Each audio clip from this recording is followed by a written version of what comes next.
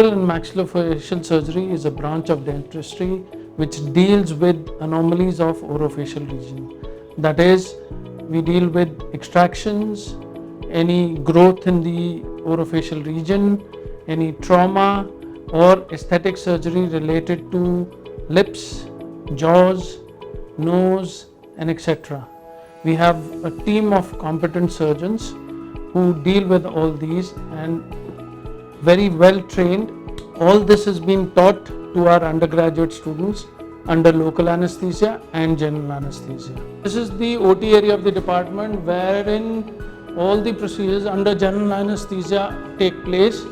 Here the students are trained to perform surgeries under general anesthesia wherein major surgeries like trauma and tumors take place. Here we train the undergraduate students. They are taught extractions, they are taught minor surgery, and we have the latest equipment here which is imported, and state-of-the-art facilities are provided for patient care.